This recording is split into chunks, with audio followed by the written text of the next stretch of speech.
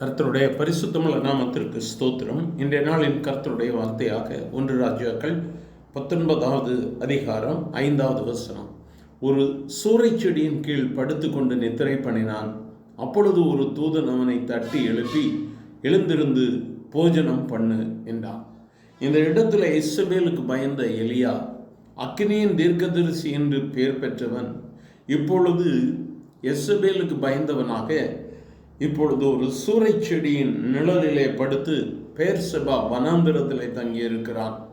சோர்வு இந்த தீர்க்கதரிசியை மேற்கொள்ளுகிறதை நாம் பார்க்கிறோம். ஆனால் தேவனாகிய கர்த்தர் ஒரு தூதனை அனுப்பி அவனுக்கு போஜனத்தை, உணவை கொடுத்து அவனை எழுந்திருக்கும்படியாக சொல்லுகிறார்.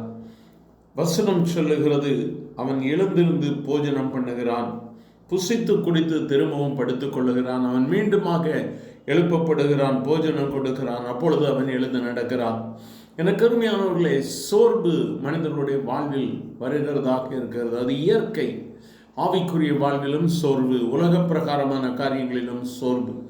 ஆனால் நாம் சோர்ந்து போய் அந்த இடத்துல நின்று விடக்கூடாது. பழைய வாழ்க்கைக்கு நேராக நாம் சென்று விடக்கூடாது. பின்னாக திரும்பி பார்த்து பின்னான உள்ள எகிப்தின் வாழ்க்கைக்கு சென்று விடக்கூடாது. நாம் பிரித்தெடுக்கப்பட்டவர்கள், கர்த்தருக்காக பெயர் சொல்லி அழைக்கப்பட்டவர்கள்.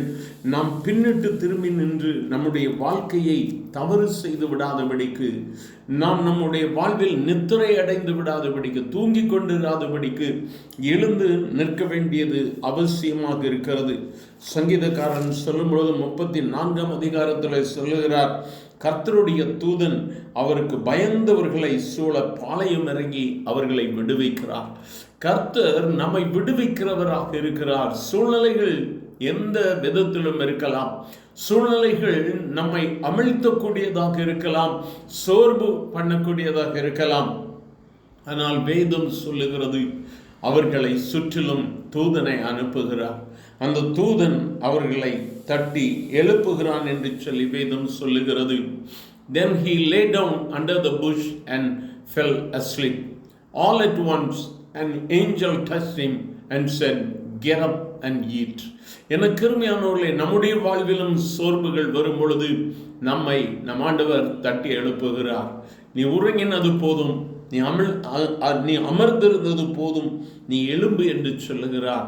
நாம் அதே இடத்தில் அமர்ந்து விடாதபடிக்கு கர்த்தருக்காக, கர்த்தர் சொல்லுகிற வார்த்தைகளை கேட்டு ஓட வேண்டியது அவசியமாய் இருக்கிறது. சிங்கக்குட்டிகள் தாழ்ச்சி அடைந்து பட்டினியாயிருக்கும். கர்த்தரை நம்புகிறவர்களுக்கோ ஒரு நன்மையும் குறைவுபடாது. நாம் எழும்பி கர்த்தருக்காக நிற்க வேண்டிய நாட்கள்.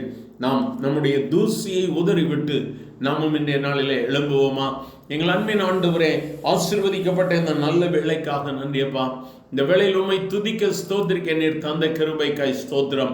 கேட்டுக்கொண்டிருக்கிற உம்முடைய பிள்ளைகள் பலவிதமான உலகின் சூழல்களில் சிக்கொண்டு சோர்பற்றவர்களாக இருப்பார்கள். ஆனால் இந்த வேளையிலே ஆண்டவரே, இந்த வார்த்தையின் மூலமாய் உம்முடைய பிள்ளைகளை தட்டி எழுப்பும் ஆண்டவரே.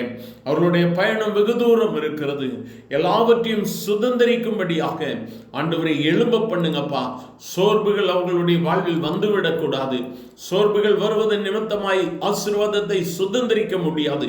ஆகவே தட்டி எழுப்பும், பிரயாணத்தில் தொடர உதவி செய்யும். இயேசுவின் நாமத்தில் பிதாவே, ஆமென், ஆமென்.